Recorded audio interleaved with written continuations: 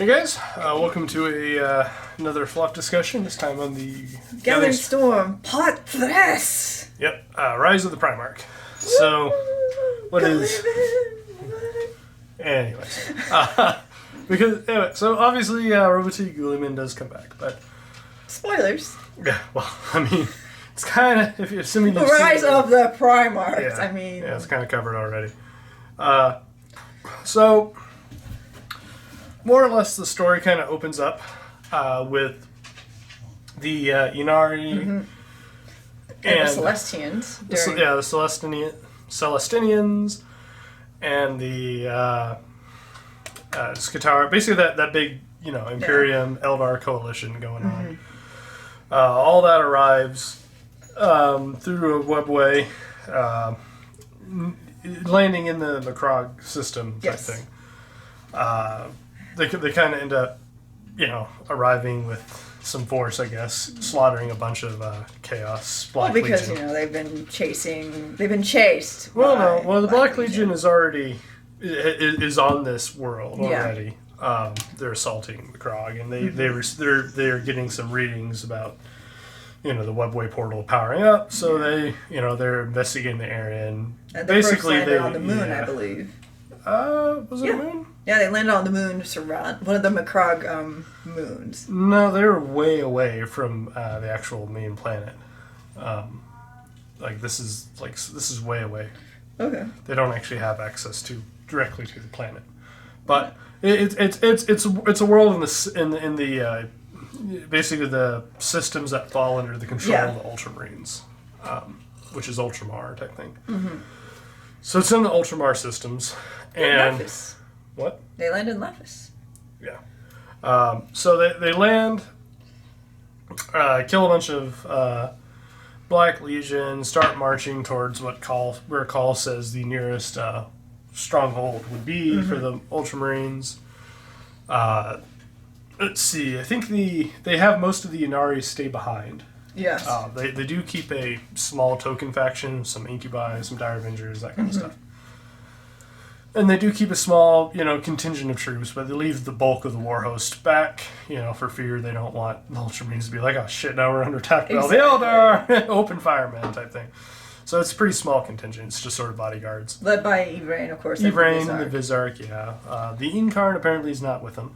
No. Which makes some sense. I'm sure that would probably definitely trigger some shots. I mean, even the most, logical and loose of the Ultramarines can be like, that's no. a demon. Yeah. No.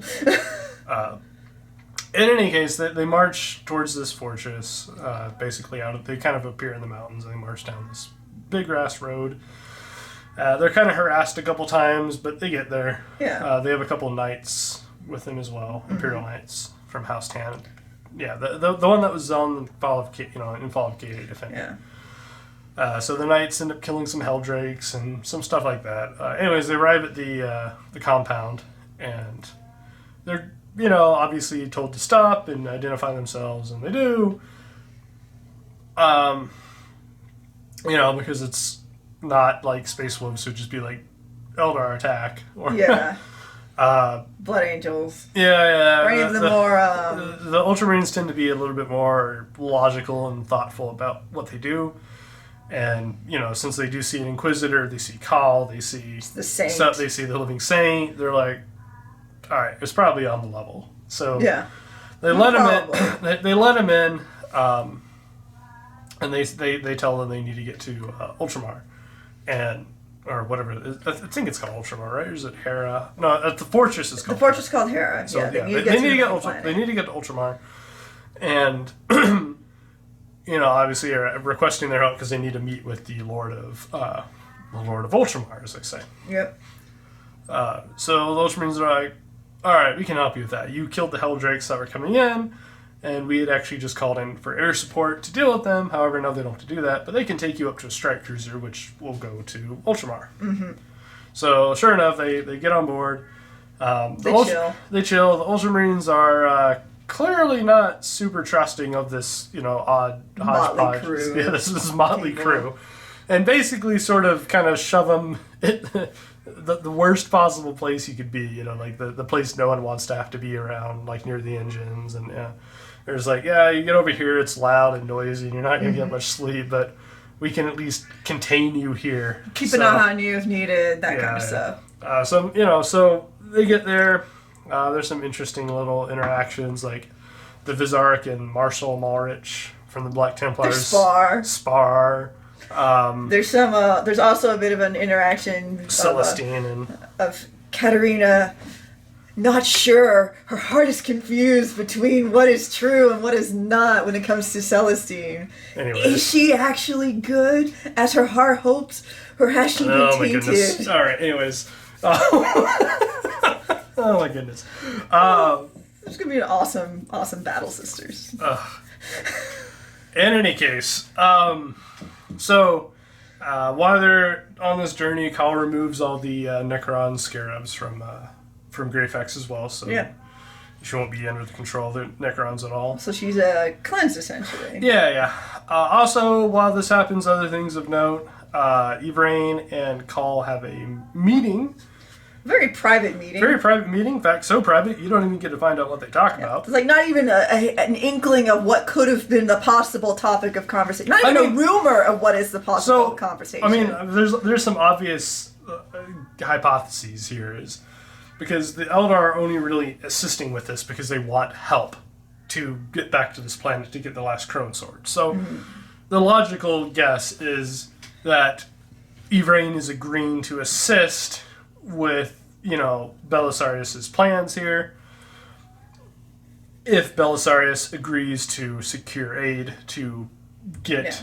a bit of a favor, quid pro quo, if you will. To assist with getting to this planet and claiming the last sword they need to resurrect Inyad.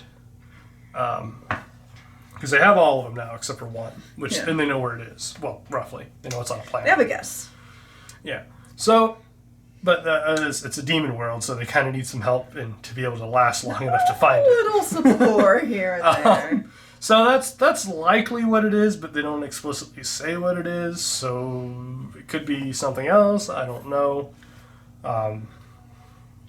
So we're seeing. In any case, that's all you're really going to find out about it. So the strike cruiser arrives around Ultramar, and apparently they arrive directly into the middle of a chaos attack. Because the Black Legion. Else? Yeah, the Black Legion's already there. Ultramar's under, not just the Black Legion though. It's who all is it? It's I thought it was mostly the Black Legion at this point. No. Iron Warriors. Yeah, Iron Warriors. It's Iron Warriors. The Emperor's Knight. No, not Emperor's Children. Not yet. Knight. Oh my goodness! Why can't I think of their name? Damn it! What are they called? Bad guys. They be bad guys. I unfortunately don't remember what it's called. Anyways, you can continue. Essentially, they had a long... here it is. Okay, there you go. Well timed. Night Lords. There we go. Night Lords, Iron Warriors, and the Purge is apparently... just attacking. Yeah, apparently they're all assaulting the planet. It says... It makes mention of that Abaddon is essentially obviously preoccupied elsewhere. With Katie and all that shit, and dealing with pushing on from there. But he managed to send forces of folks. Because remember at the end of Fall of Katie, he kind of finds out what it is Khal wants to do, and he doesn't like it. Right. So because of that, he kind of knew where Khal was headed. So he essentially was like, "All right, we need to destroy Ultramar. Yeah, we just need to stop that before it occurs." Right. So essentially they arrive into a pretty massive war zone, battleships and shit going down. So the Ultramarines are like, all right, well, we're going to get you down there. Don't worry, we'll take care of it, but be aware that this is definitely not the best time. It's there's other things. I think they mentioned the Grandmaster Calgar. It's I'll listen to you, but there are other more important things to deal with right now. It makes mention that he seems to be... your holy mission is not on the list. Yeah, he's like, I got pressing matters right now. You're just kind of annoying me. Yeah. But he agrees to meet them. But anyway, so they basically suicidal drop down, essentially straight down into the atmosphere. It's not the best re-entry, but they end up making it. They're okay. They're okay. They arrive.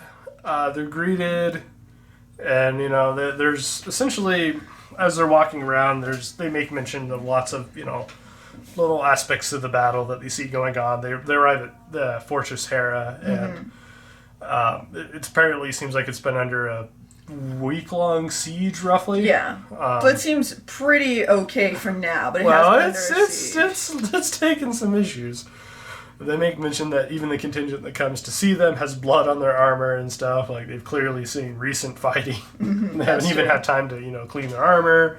Anyways, but as they're marching, they make mention of, explosions and gunfire and all sorts of shit. They're, walking into a courtyard, and they can look down and see, Chaos fighting Ultramarines. And, battles all around them, but, they're just calmly being led through the fortress. It's kind of awkward to me, but... In any case, long story short, they get to Calgar, and Calgar's like, "What do you want?" And he's like, and Belsar's like, "I have a bond with the Lord of Ultramar that I need to." And it's like, "Well, I'm not aware of any such thing." He's like, "Well, I'm not talking about you."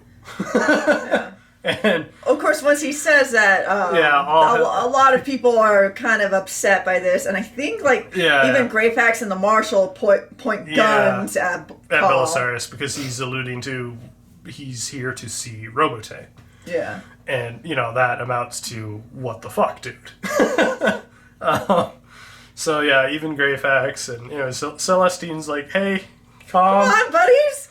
Well, even she's not really being super successful. Yeah, the chief librarian has the most success of Ultramarines, Tigurius. So the chief librarian of the Ultramarines, named Tigurius, has the most success here. He says, "I've spoke to you about this vision. I think this is exactly what it was. I think we should, allow them to see." So basically, Calgar questions them as to why they're here and their motives, and essentially, Cal will not say what the nature is. He says it is a private bond between me and Robote. I'm here to deliver on it. And, essentially, Calgar doesn't like this, but with the advice of Tigurius, he's like, "All right, fine, we're taking you to see him." The chief librarian is saying, "Listen," and he's like, "Fine." Yeah. So, anyways, they end up being led to the Shrine of Robote, which is apparently ungodly huge. Oh, wasn't it littered with images? Yeah, of his, there's all sorts of images of his fights. Victories. Yeah, all sorts of. It's super ornate. Lots of detail. Heavy weight in this moment. Yeah, as we walk into the shrine. Lots of description and details and stuff.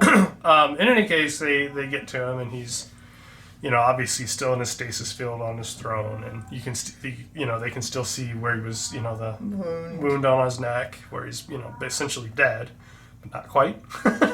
Almost. Not quite dead yet. Yeah, is the word. Yeah. So, when they get there, Robote... not Robote, Calgar. Calgar demands now. He's like, "All right, I've humored you. I've brought you here. What's going on? You will now tell me what it is you're intending to do here." And Calgar's like, "Fine. I'm here to bring back the Primarch. I have crafted this suit that will allow him to sustain life, and he will be able to live once more." And sure enough, basically all the Ultramarines are like, "What? No way! This is amazing!" And no sooner has that occurred, but Yvraine is like, "I am here, however, to make sure that this actually occurs. For him to be reborn and kept alive by the suit of armor, he must first die." He still needs to, come back somehow. Yeah, resurrection. But through the power of Inyad, she can keep his soul in the body, and he can actually be brought back to life. Much like how we saw the Rubikai Marines be brought back from dust. So this can obviously be a thing, at least as far as the reader, if you've read, But the issue is that this does not make the Ultramarines happy. They didn't hear the rest of the part. They heard this word. Well, first he must die, and that just. So at that point, basically, Valdis,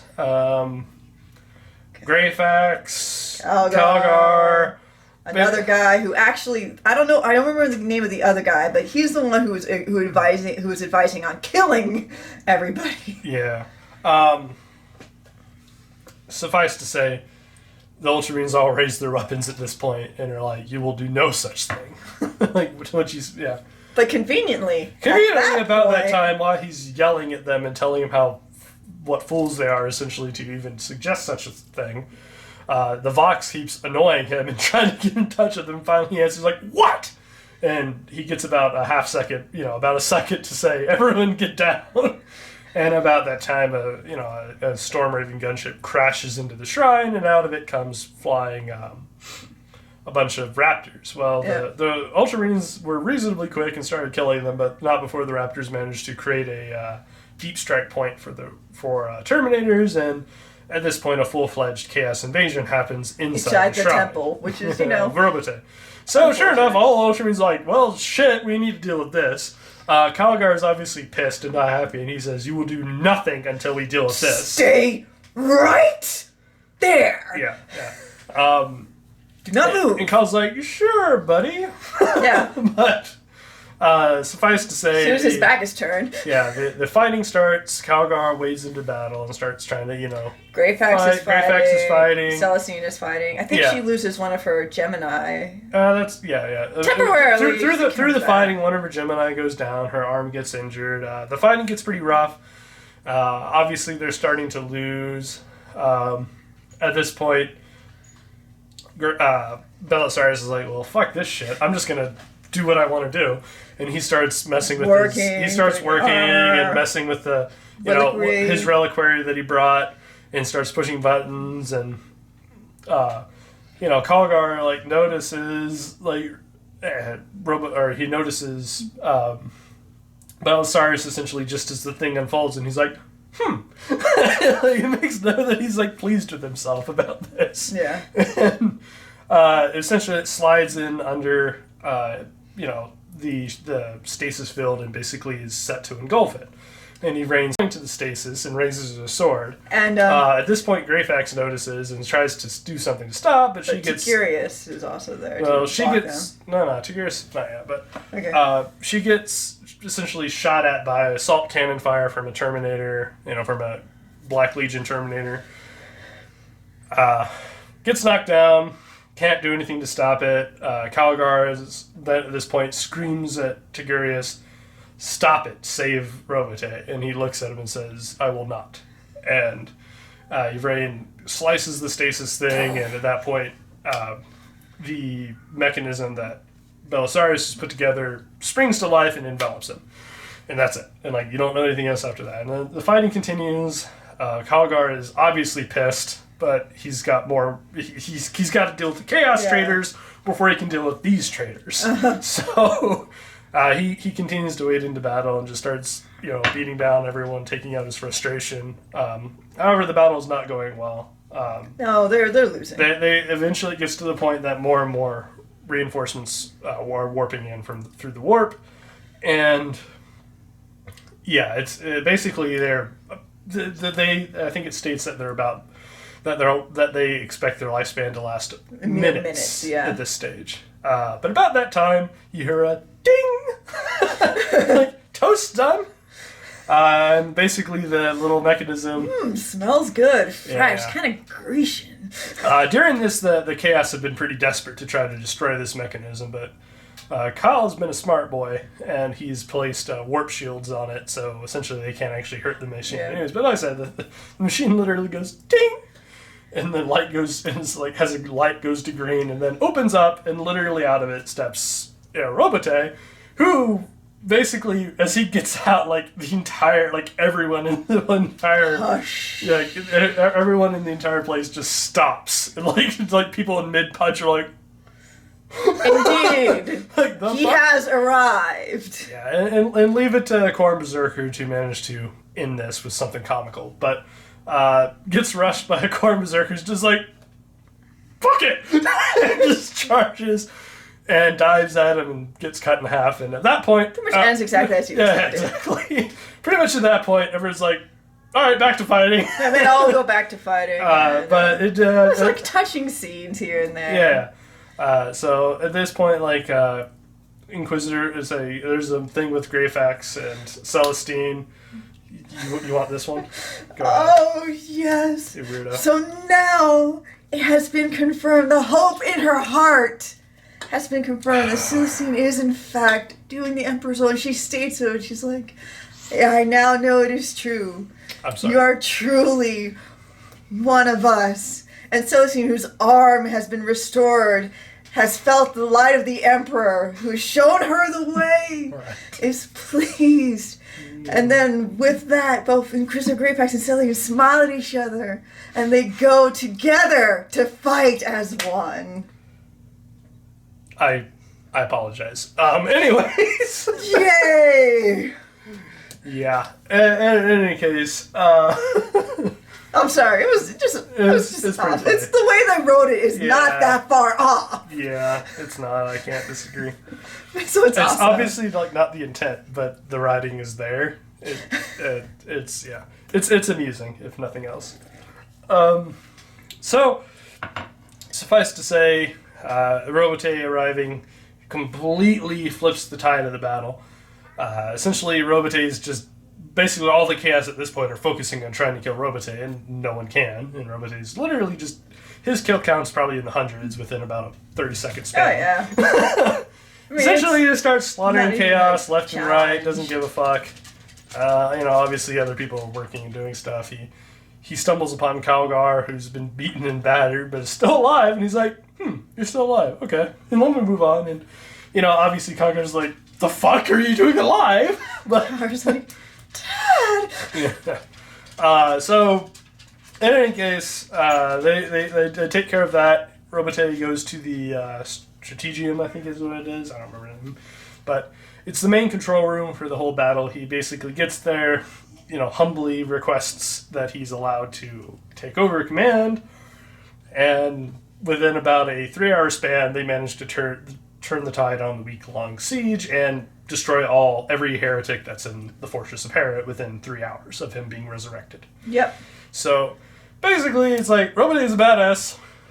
That's kind of more or less essentially the message. It. That's the chapter. He's a badass. Anyways, at that point, the first chapter ends with him basically being reinstated as the leader of the Ultramarines. And at that point, requesting that he's given all information that has happened in his absence. Mm-hmm. Suffice to say, he's none too pleased when we get into chapter 2. Yeah, he's gotten all the information. He's been crowned officially by Celestine and everyone around him. Celestine's given him her blessing and all that. And so chapter 2 opens with him being a little upset. Yeah, chapter 2 basically opens with him like, the fuck have you people done to my father and I's dream? It's kind of basically what it is. The Emperor never wanted to be a god, but yet the title has been placed upon him. And there's some hints later on that, Guilliman's worried about the same thing happening to him. He much like his father, doesn't want the title of god, but right now people seem to be placing it on him. Yeah. He's not very religious. In fact, he's very non-religious. In fact, he has to be talked to by Celestine and Greyfax that the ecclesiarchy is very powerful. Play along. Understand that this is the case as it is now. Yeah. And, Guilliman, he's pretty savvy, I guess you could say, at least, and he's a political animal. He's also very hopeful and optimistic. Because he was a Lord of Terra, still is, I suppose. Mm-hmm. So, I mean, he understands politics, so he kind of goes along with it, or do what I must, essentially. Mm-hmm. In any case, they kind of have like a big parade. Fulgrim sort of takes a shot at him, you might say. I think one of his Fulgrim's minions. Mm-hmm. I think at this point, so he did have a little bit of breakdown. You can take this part. He had his breakdown originally, as Brent mentioned, but they also did make mention that after he made that famous quote that you see a lot in I think the Warhammer 40K it's basically to quote that specifically. Before you continue, he essentially is like, what more do you? He's like, I gave my life for this dream. I fought and gave you my life. What more do you want of me? You've, made a mockery of what my father and I's dream was. Better that we had all died in the fires of Horus's ambition than seeing this day come to pass. So, but they do make note that even though he did say this, he didn't really necessarily mean it. He's just frustrated. He's just ranting because deep down they do sell out that Guilliman is an optimist. He is hopeful. He is, I wouldn't necessarily call him overtly humble. They describe him as humble, but nothing here says that he's humble. But he does have a bit of humility, and he does want the best for the Imperium of man, most of all.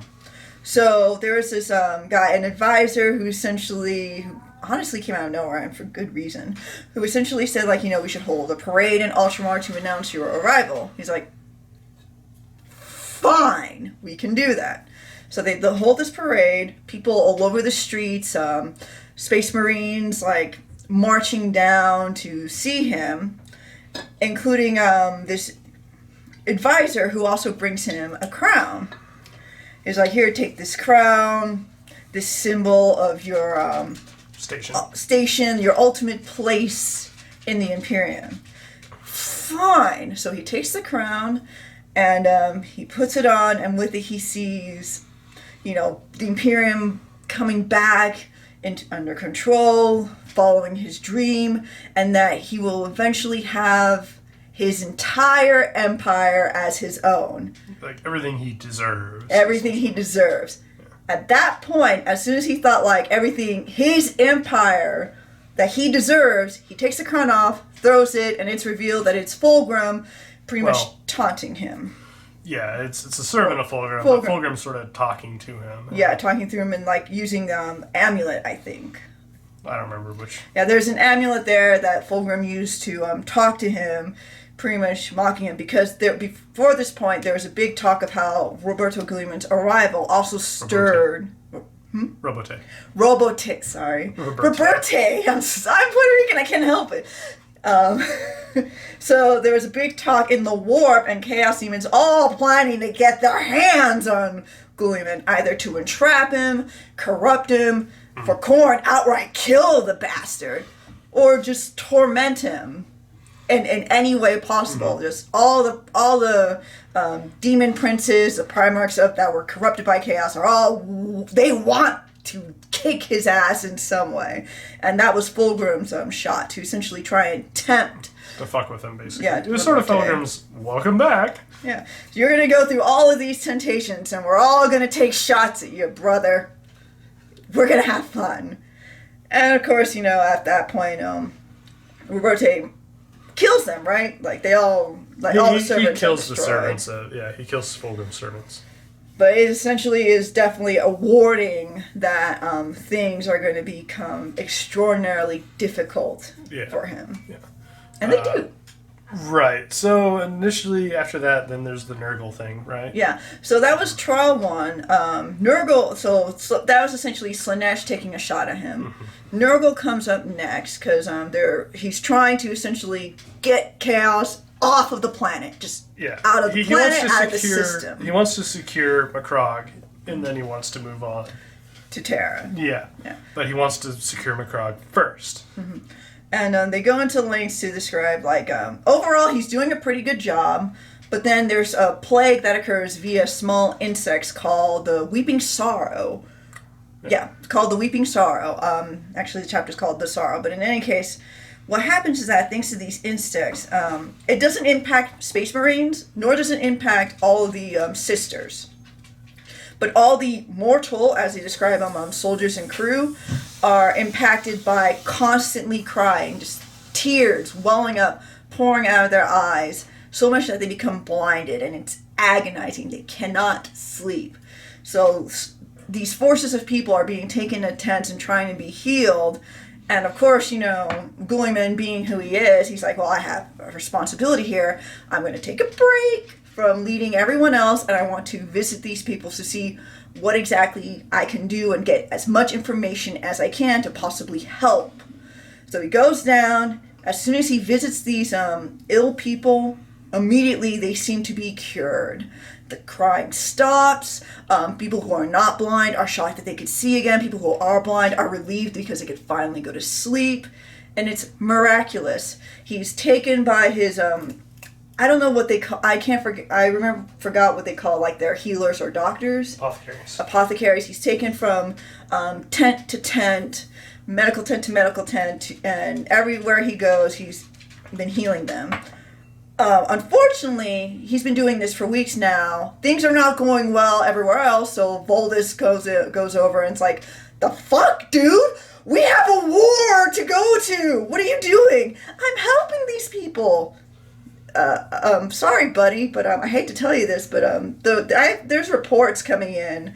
You had to go back to those same tents before, right? Because the Weeping Sorrows seem to come back. Yeah, but I'm there and I help them. Yeah, no, you're just tormenting them longer. Nurgle is... Every time you arrive, Nurgle just takes away the illness to give them hope, and then as soon as you leave, he beats them in the face again with this illness. You have to let this go. Let the apothecaries try and heal them the best you can. You have more important things to do. All you're doing is wasting time and increasing the torment of your own soldiers. With a heavy heart, Guilliman agrees. They go off, and we don't really hear about the sorrow again, which is kind of unfortunate. I don't know if it's ever resolved, but essentially that moves on to finishing up, reconquering and clearing out chaos from Ultramar and from the system itself. Or most of the system itself. Right. At that point, though, they decide, Guilliman realizes that he's sort of being played. Yeah. That they're going to all this trouble to keep him from reaching Terra. Exactly. Because his initial intent was, I'm just going to go to Terra, and he keeps getting distracted by this and this and this. And essentially, yeah, it becomes obvious they're trying to keep him away from Terra. So he's like, all right, screw this, we're going to Terra. Yeah. So he gets on board one of their bigger battleships, right?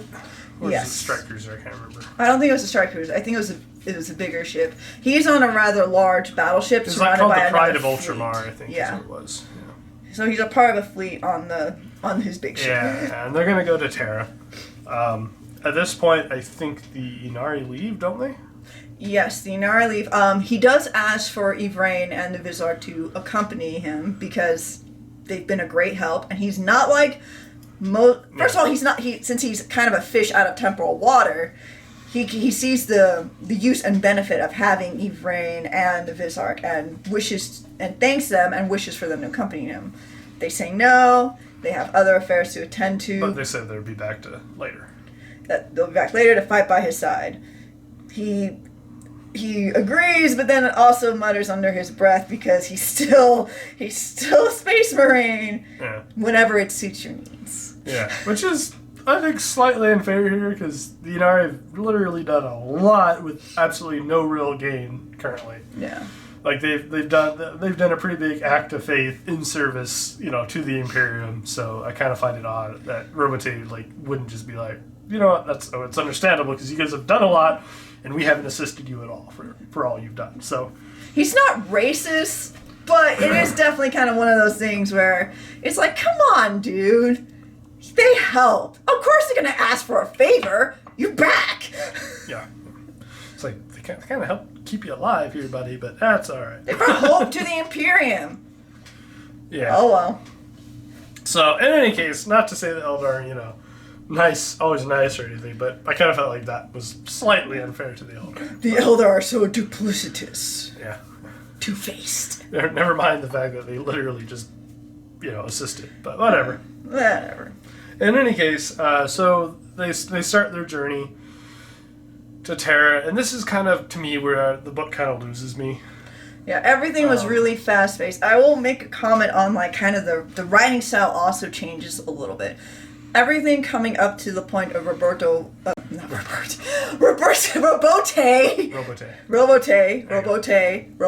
coming back has been very weighty, very heavy, very cinematic. This entire build-up so that when he finally comes out, it's pretty glorious. I think the writing style, everything's kind of cinematic. You like this book a lot more than I did. I like the first part of the book. I will say I'm not a big fan of this book. I think this is definitely the weakest of the three, and by a good margin to me. And I agree with you. I agree with you after that point on. As soon as they do leave, even the points where they are trying to sell, like, not sell, when they're trying to display his flaws, his weaknesses on Ultramar were also very interesting because it also gives us more of a glimpse of the kind of person Robote is. He's not perfect. He does have flaws. Even though he's very knowledgeable, well, they spend the entire. He's kind of naive at times too. Yeah, they spend about a good half the book humbling him too. Well, yeah. So they do a good job of having this weight here, as well as telling us who he is, or showing us who he is, honestly.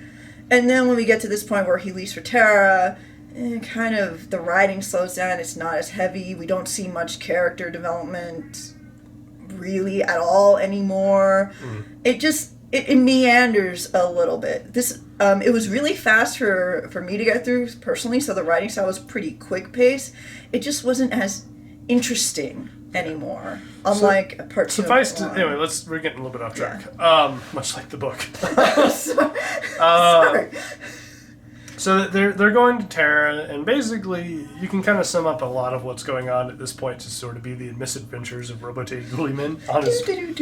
Yeah, it's...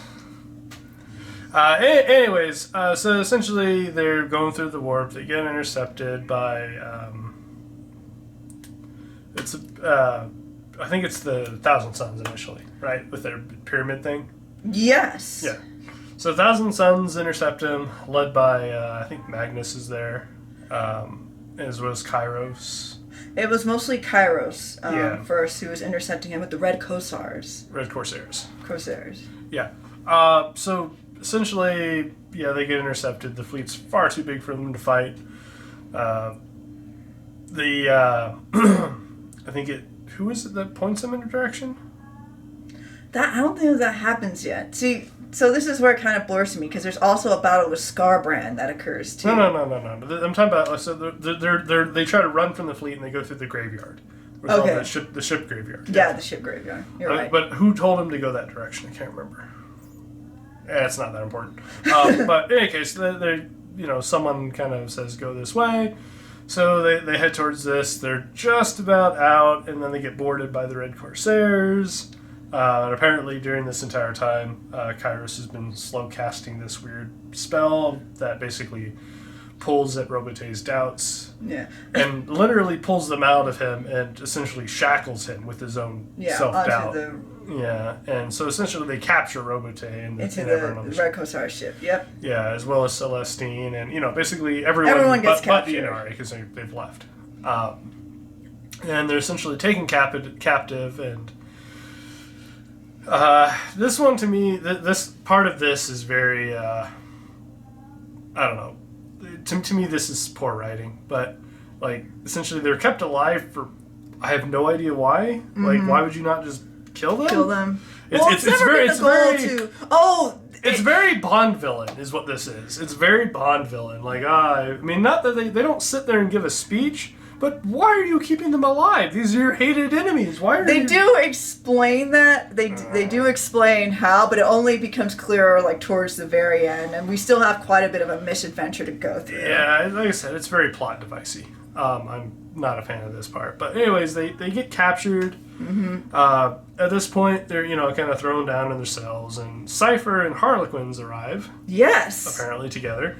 And that's cool. That was actually pretty cool. Cypher offers to free Guilliman if Guilliman will take him to the throne to see the Emperor.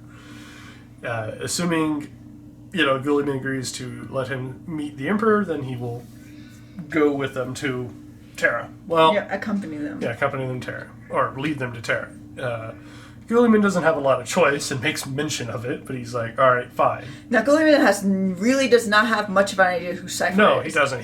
But he does recognize the old armor, because Cypher is dressed like the old Dark Angels, which is black armor with green highlights. Now they're green armor, but in the past they were black. Mm-hmm. So he recognizes them. He does make mention of the dubious company to keep, because it is a little odd to see Cypher appear with Harlequins. Yeah. In any case, so obviously they're assisted to escape. More or less, their entire army is still there. why they didn't kill it. Again, they didn't kill any of their army, but it's a long. It's one thing to keep Guilliman alive. It's another to. Yeah, that is true. That's a good point. They didn't kill any of the army, but in any case, so because Cypher's there, he frees Guilliman and everyone else. Basically, at this point, it sort of becomes a Great Escape type plot. They're running through the prison. Through the it's a Blackstone, right? I think. Yeah. So it's Blackstone. It's a giant Blackstone fortress that they're running through.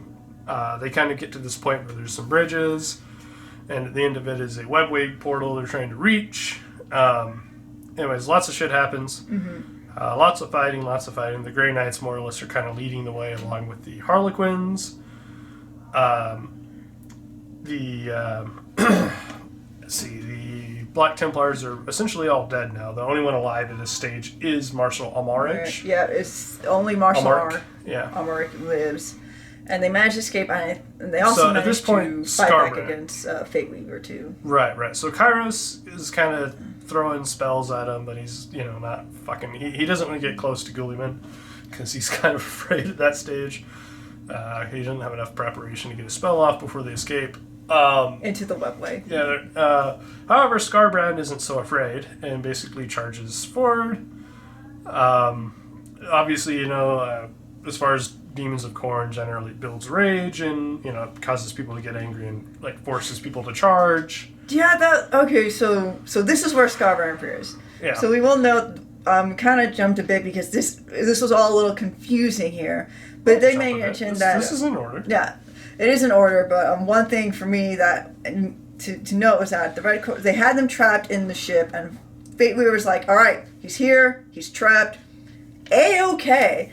And then Skarbrand and Khorne are like, we want him dead! Yeah. And pretty much fight on the same ship. Yeah, so there's some infighting. Yeah. Anyway, that was during that they make their escape.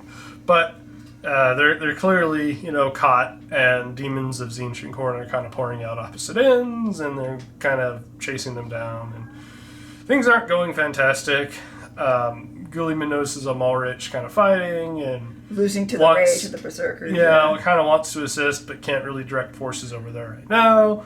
They continue to push forward and fight, and essentially, at this point, the Harlequins and Grey Knights have sort of reached the portal and are waiting, and unfortunately, a lot of their forces aren't quite as fast. So Guilliman's like, and Skarbrand is still charging forward. So Guilliman's like, all right, I got it. Fine, I'm gonna fight this. Yeah, especially since Amalric at this point is dead. Well, yeah, you at this point Guilliman notices Amalric has been killed or at least assumes he's been killed because the only thing he sees Amalric's sword buried in Skarbrand's chest, and Skarbrand's still charging forward, so he just assumes the worst, which makes sense. Mm-hmm. Granted, he doesn't have an on-screen death, so there's no telling. Yeah. But I would assume he's dead. Especially because if he's not, he got left behind, which is bad. We forgot. The Legion of the Damned show up whenever they get into this big room and start assisting. That's who's bringing them. Like, someone's bringing up the rear, and it's the Legion of the Damned. Yeah, the Legion of the Damned is bringing up the rear. Yeah, the Legion of the Damned is bringing up the rear, trying to cover their escape. And, like I said, Skarbrand sort of charges past all that, and he's going to obviously intercept a lot of their forces, so Guilliman's like, all right, I'm going to stand and fight. And he basically buys enough time for them to, escape. Guilliman's doing decently enough in the fight, but can't seem to quite best him. But he's kind of starting to lose himself to the rage, and he's not going to necessarily be able to pull out and run away, or run through the portal. But he kind of ends up hearing Celestine and I think Greyfax and everyone calling, like, hurry up, let's go. And so he shoots Amalric's sword that's in Skarbrand's chest, and it causes it to explode and essentially shred the demon and buy him enough time to get through the portal. Yeah, he finally calms down enough to do that. Yeah. They're off. Yeah. So they get through the portal, and I think they close it behind them, don't they? Yes. Yeah. So they close it. And at this point, they just sort of bounce from one encounter to another. They know they can tell the Thousand Suns are ahead. Robote's like, all right, we obviously don't want to use the Terra portal because I'm not going to give Magnus a path into the throne, essentially. So they opt to take a different portal and go to Luna instead. Yep, So they go to the moon. They go to the moon. And essentially, as they're making their way to this portal, they're being chased by 1,000 suns. They manage to get through the portal and essentially jump up and over this crater and basically just kind of pin the 1,000 suns into this crater so that, the idea is obviously the webway portal opening here would have triggered all sorts of alarms on Terra, and reinforcements would no doubt be here soon. They just have to hold out and pin them down. So they're literally just firing everything continuously at the top of the crater. Yeah. So that was the plan of kind of Magnus trying to entrap them and also trying to let them go into the webway portal so he could enter into the throne of the Emperor. And Guilliman's like, no. Yeah, so Magnus is like, all right, screw this. Like, I'm not giving up yet. And Magnus basically creates, he goes through the portal and creates this massive shield that allows his, forces to go up and over the lip of the portal so that they can advance, or lip of the crater so that they can advance. Without being injured. Yeah, without being injured. At this point, Magnus is throwing spells, and Guilliman's like, well, shit.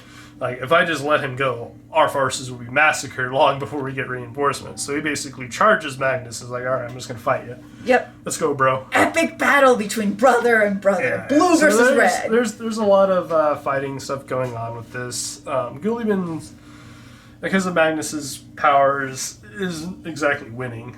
But he's not, failing here, but he's obviously not. He obviously doesn't have the upper hand. Yeah. Because of Magnus's, psychic abilities and spells and shit. But he's at least keeping Magnus busy enough that Magnus can't focus on the rest of his forces. Yeah.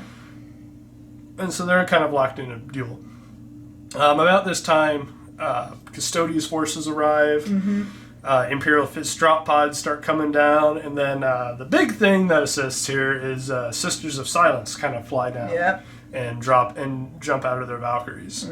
And Sister of Silence, being Knowles, really starts screwing at Magnus's powers. He starts trying to throw powers and they're not happening, and he's obviously pissed. He's like, what, screw it, I'll just tear you apart limb from limb the old-fashioned way. And he does. He's narrowing down the nulls one by one. Yeah. So as the sisters and Guilliman are trying to fight Magnus, he's slowly whittling down the nulls. And the Harlequins are still there. The Harlequins are still there fighting and helping and assisting.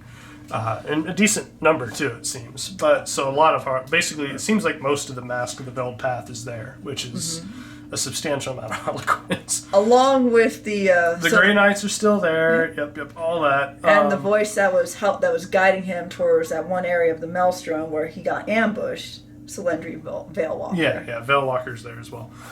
So as this is going on, Veilwalker's like, it's time for the final act. I need to go make the preparations, and she tells her Death Jester, I think he's called the Hollow Prince or something. Yeah, the Hollow Prince. Yeah, to go meet with Guilliman and tell him of their plan. So so this is going to lead to an interesting debate, and this is actually one of the more interesting parts of the book. Solandri basically makes it sound like Magnus is going to die when this happens. But the actual ending doesn't necessarily make it sound like he died. So I don't know what they're going to do with that, because it sounds like... Because specifically it's... The message that's passed is to kill Magnus... To destroy him, yeah. To destroy Magnus, you must shove him back... We must force him back through his own corrupted portal, and we'll take care of the rest. And... Because when Magnus has arrived, he's corrupted the webway portal so that they can't use it anymore. Yeah. Right? Which Solandri said he would pay for that. Yeah, as Solandri sees it, she's like, she smiles to herself, thinking, he will pay for this. And, it's the smiling, obviously, due to a certain amount of irony with, this being the reason he dies or something. But, and she, like I said, it doesn't say to banish Magnus. It doesn't say... End the battle. To end the battle. It says to... destroy. I think it says kill, but yes. Maybe it says destroy. I don't know. It's destroy or kill Magnus. You must force him through the portal. So, in any case, Solandri basically rushes over there, kills several sorcerers on her own, and to clear it off, and starts working on the portal, and doing some psychic shenanigan stuff. Sabotage, that kind of stuff. Yeah, she's doing some psychic sabotage. It sounds like. Guilliman has obviously received the message and has been forcing Magnus back towards this portal. However, the Sisters of Silence are slowly being killed and are almost gone. I think they're almost gone. I think there's only I think there's 3 left at this stage. 3, okay. And about that time, he kills another one as he gets knocked over the edge of the crater and starts tumbling towards the portal. When he gets a little bit too far from them and he manages to cast... Oh, no, that's what it is. He basically... Guilliman managed to cause an injury to him, and it creates a psychic backlash, which sends the sisters flying. But I don't think they're dead. I just think they're too far away. Mm-hmm. And Magnus starts to try to cast a spell because he can suddenly, and Guilliman rushes him and basically stabs up under his chest. Yep. And up into his chest, and it's obviously hurting Magnus a lot since it is the Emperor's sword going basically running him through essentially. Yeah. And with that, he sort of ends up. Guilliman uses that leverage to shove him back through the portal, at which point Salandri destroys a runestone, and the portal basically is gone at that point.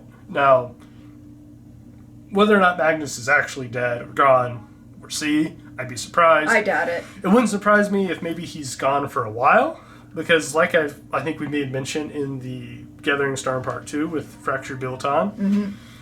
It wouldn't surprise me if Ahriman tries to meet with Salandri and be like, can you save my brothers? I don't give a fuck about chaos. Because in fairness, Ahriman doesn't give a fuck about chaos. He doesn't care about it at all. Magnus is the chaos worshiper, but not so much Ahriman. And it wouldn't surprise me if you saw some sort of coup attempt here with Ahriman while Magnus is away. That perhaps Ahriman will try to broker a deal hey, look, we won't fight for chaos if you could just restore my undo the Rubikai. But that'll remain to be seen as to. That was an interesting segue in part 2. So I wonder. So I'm really interested to see if something comes of that, because that could be. Can they be redeemed? That could be really cool for the Thousand Sons to actually find redemption at the end, but. Is there hope in this grim, dark universe? Sorry. Anyways, I just think that would be a kind of a cool thing. We'll see what comes of it, obviously. In any case, like I said, the writing says destroyed, killed, or something. Here, it's right here. It says destroy. Well, it's the word destroy. I went past it. I went too far back. Nope. There it is. Right there. Yeah, it says destroyed. That Magnus could be destroyed only by casting his body into the corrupted webway gate. So, destroyed. It doesn't say banished. It doesn't say sent away. It doesn't say in the battle. It just says destroyed. At least temporarily. So that is interesting. But as to what actually happens with that, I don't know. It doesn't seem like that would kill him, but I mean, it's not like they don't describe him dying or anything. They just they describe him specifically. Oh no! Push back after being stabbed, and the gate destroyed. Magnus went staggering free back through the pulsating webway gate. Salandri had one chance, a single moment in which to alter fate. With a final word, she shattered the runestone that glowed in her palm and severed the webway gate forever. So maybe it creates this weird pocket dimension since the webway gate doesn't exist anymore. I don't know. That would be interesting. That's probably would be the way, because I doubt he can die. Yeah, it says Magnus roared his fury and then was cut off from Luna, his warriors, and his brother banished to the depths of the labyrinth dimension. So obviously the ending writing doesn't sound like he's dead, but why say destroy? I don't. It's weird. Either it's dramatic word choice. Either it's poor word choice with what's going on, or he's banished in some sort of weird pocket of the webway now that he can't necessarily. That'll take him a while to get it back from. Yeah. I don't know. We'll see where that goes. In any case, we are reaching towards the end. After that is done, they are off finally to Terra. Yeah. The Custodians land. Basically, the Imperial Fists obviously have landed too during the fighting and drop pods and they're trying to fight. And basically, all the Astartes are essentially in awe of an actual living Primarch. Oh my god! The Custodians are the only ones who seem to be still relatively chill, because keep in mind the custodians have been around for a while, but the custodians are relatively chill about it, but they basically usher them into their private transport, which is custodians transport. Yep.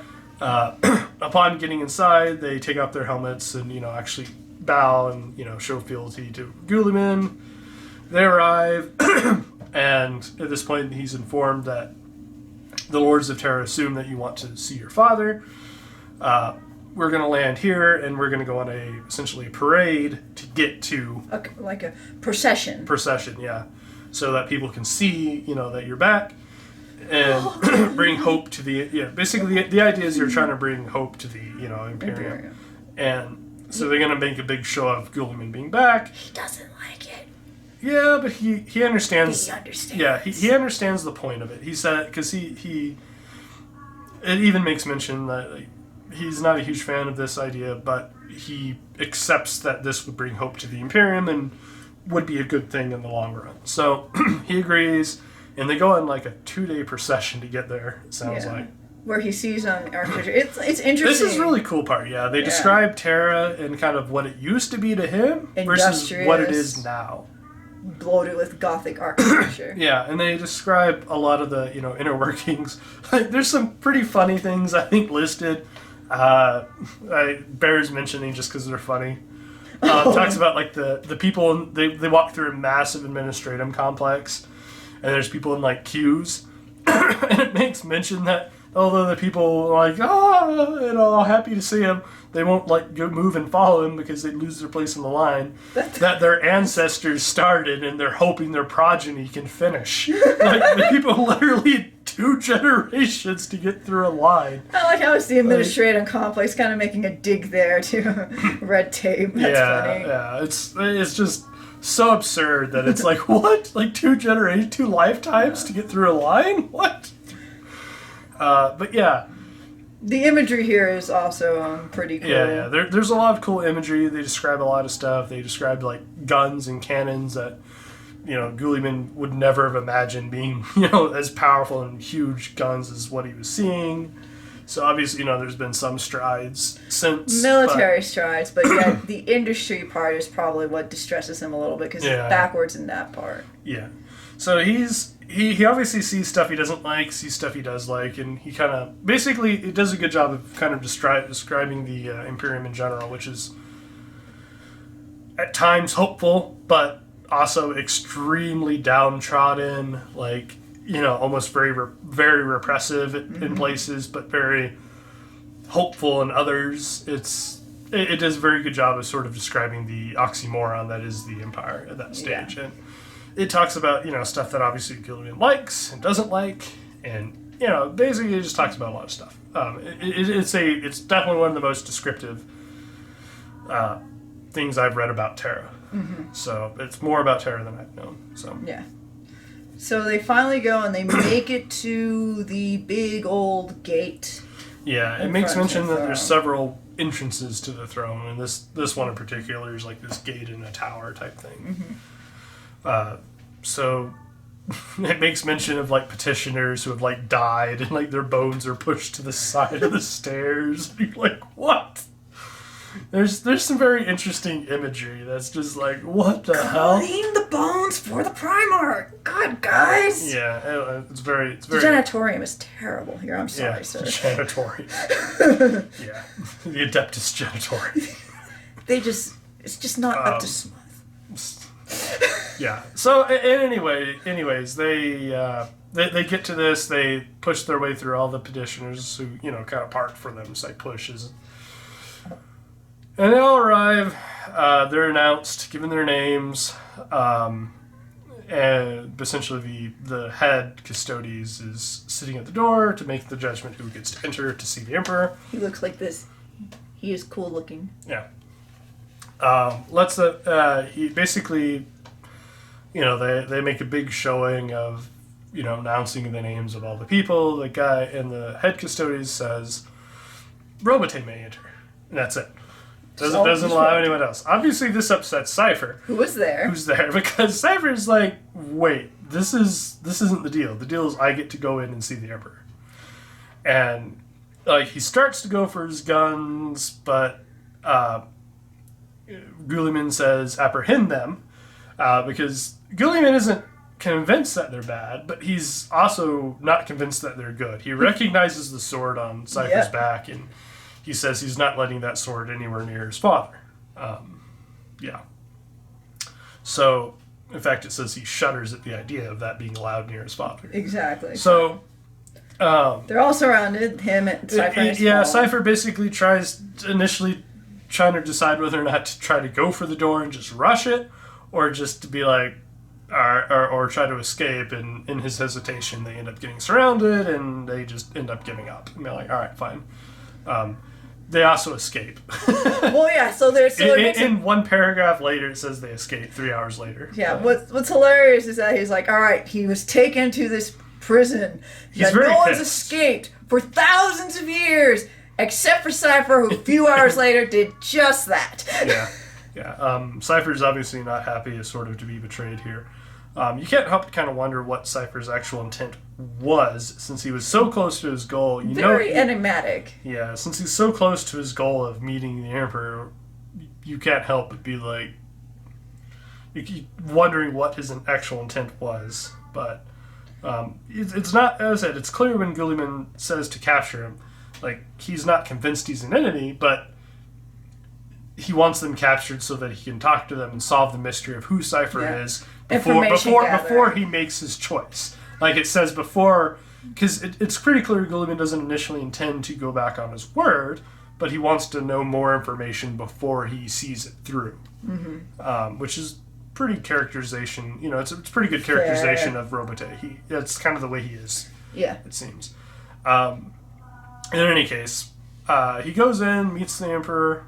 But you don't really know anything about that. It just says he just goes to the door alone, the door's closed, and I think he's in there for 2 days straight, and then leaves, and no one can really tell what happened, and when asked, he just says he received all the enlightenment he needs, and immediately thereafter he convenes a meeting of the High Lords of Terra, forcefully removes a few of them, although who or what positions they previously held, it doesn't say. Know.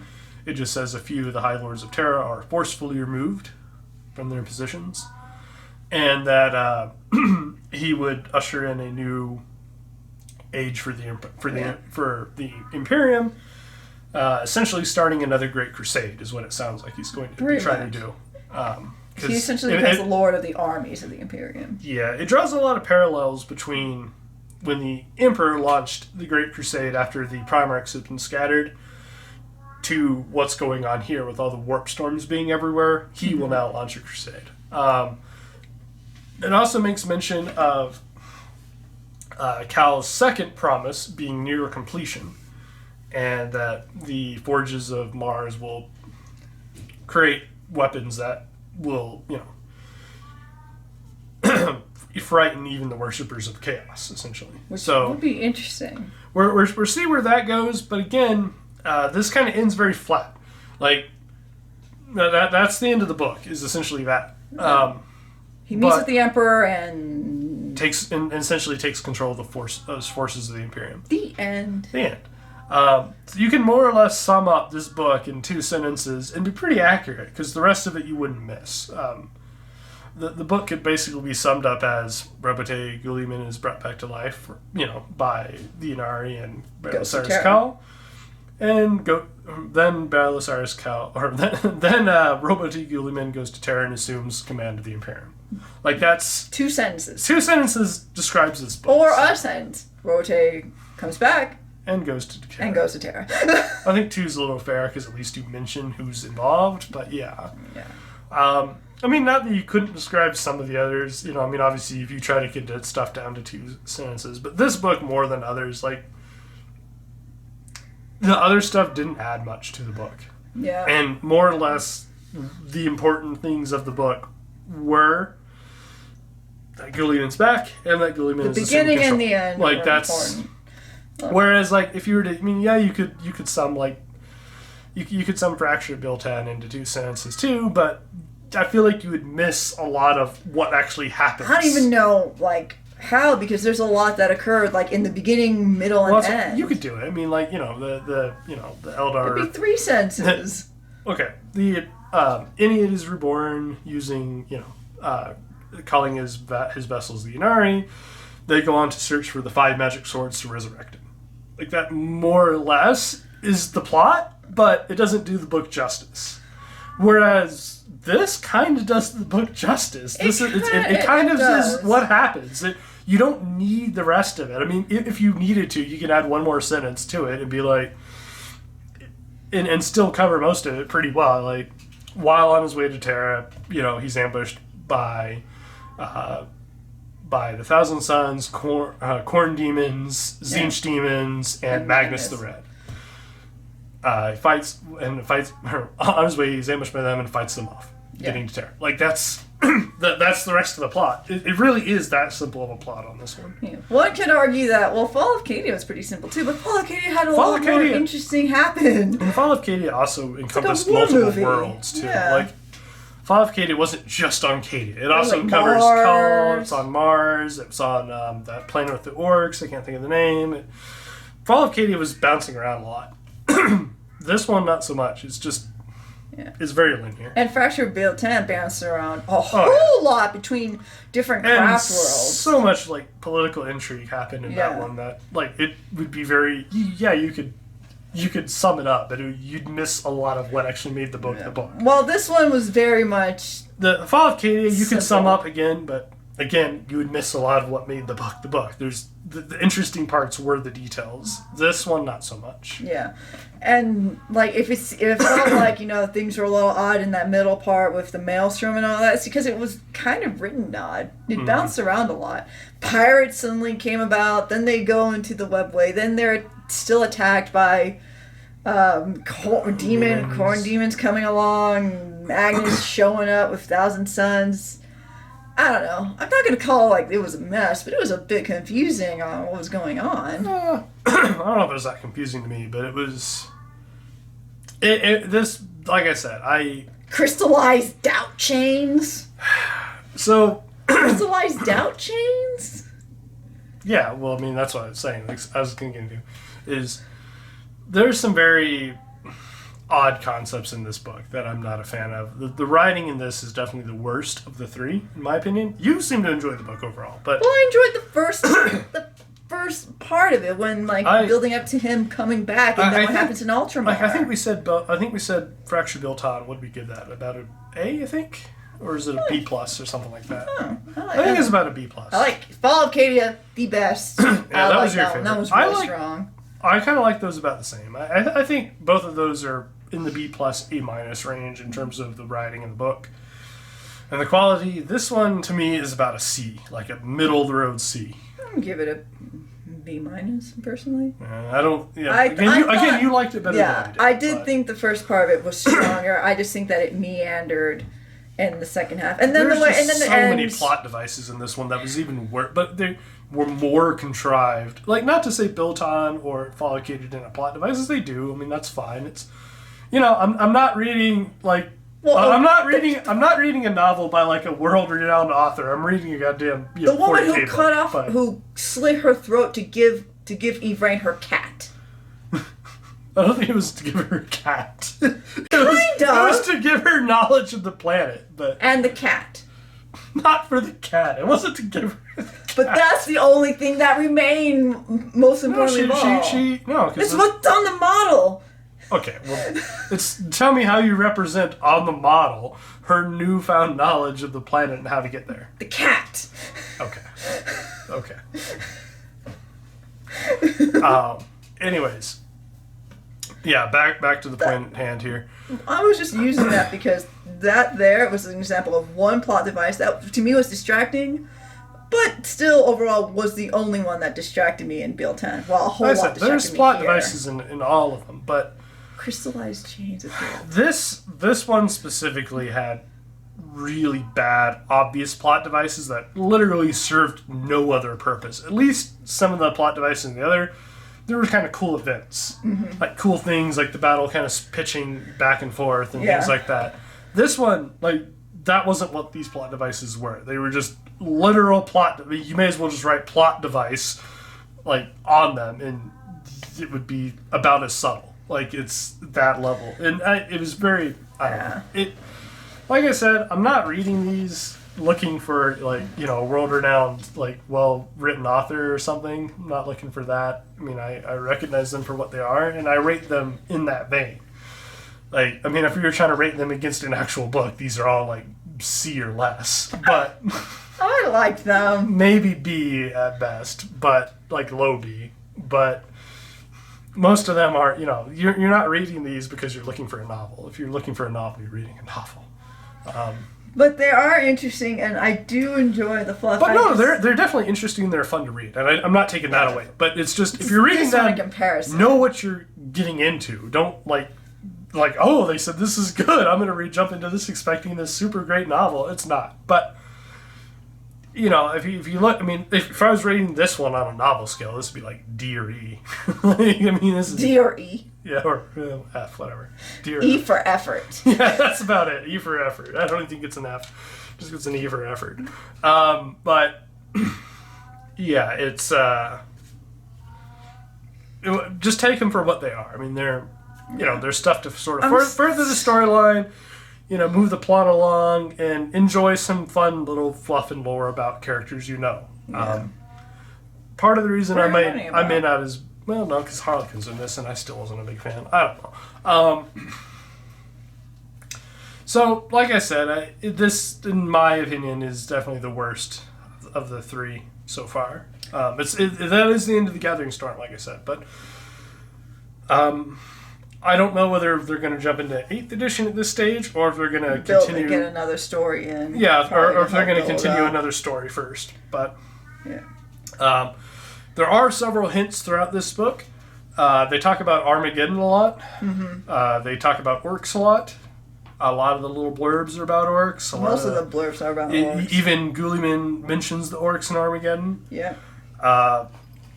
So it wouldn't surprise me if we saw the next series tackle the orcs, which would be kind of cool. I'd like to see orcs get some love. I'd actually like to read a book about the orcs. They're pretty hilarious. I want to see the Great Devourer.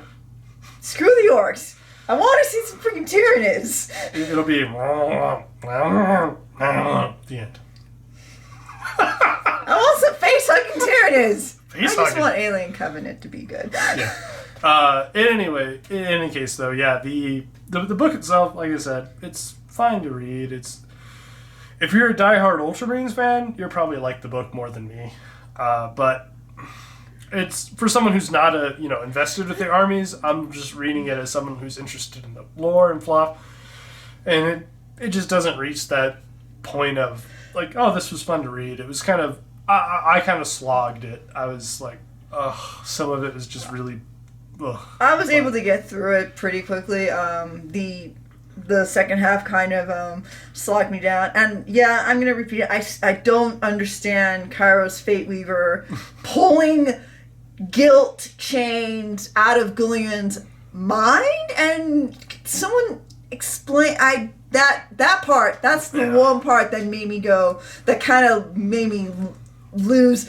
Not to say that I should believe in this grimdark universe per se. I understand that it's like fantasy and all that stuff. Sci-fi. Yeah. But chains of doubt were able to trap. Right. So that's weird. That was weird. Sorry. In any case, there are some fun things that are potentially led to from this. I just don't feel like the book encompassed enough. Like I would have liked this book to be less about his journey to Terra and more about, the beginning was okay, and then what happens after he's on Terra. Like, kind of following up, how is he going to build up the Empire? Like, I mean, it's obviously one of those things. They didn't list a lot here because they were intending to cover that in another book. But I will say it would be cool if it did go more into that, as you mentioned, more political intrigue. Mm-hmm. How will he clash with the ecclesiarchy that he the High Lords of Terra, all that. Why did he banish them? How did he banish them? How did they react when he did? Yeah.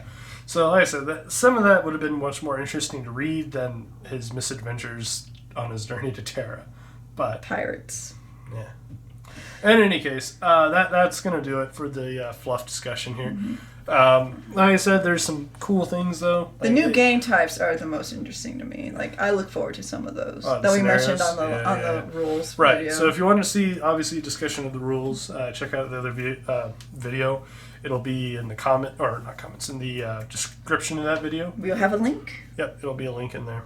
And we're interested to see kind of where they go from here. How are they going to build back up? Because it mentions, that the Empire, that the Imperium is going to essentially truly go to war. Its previous resources weren't really being used very efficiently, and if used at all, and the forges are gonna pick up pace, and so it'll be very interesting to see what happens with all the forge worlds and what actually occurs within the Imperium with Guilliman now sort of running things. Yeah. I'll be interested to see how that turns out. Yeah. Again, I'm sure that'll probably be the topic of another series or something. We'll see what happens. I mean, Games Workshop has said every faction is going to get something from this. So obviously Eldar and the Imperium have got stuff.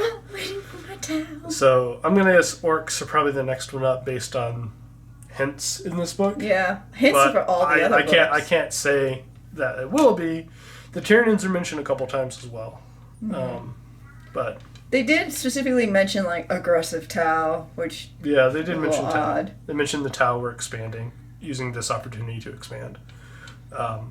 So we'll see where they go. I'm interested to at least see where they go from here. They kind of have it set up to be like the next great crusade into the galaxy. Like I said, they draw a lot of parallels from the Horus stuff, or before the Horus stuff, where the Emperor, after the primary Saw got scattered throughout the galaxy, the Emperor kind of launched this big crusade to find them and conquer the galaxy. And a lot of those parallels are here, but we will see where it goes. But that's going to do it for this one. I hope you guys enjoyed the Fluff discussion for the Rise of the Primarch. The trilogy has been complete. Yeah, first at least. It seems so. I will eat my words if there's a part 4, but it's been complete. I don't think there's a part 4. They've said this is the last of the 3. Okay. It's been complete. There might just be a new series other than Gathering Storm. So that's going to do it though.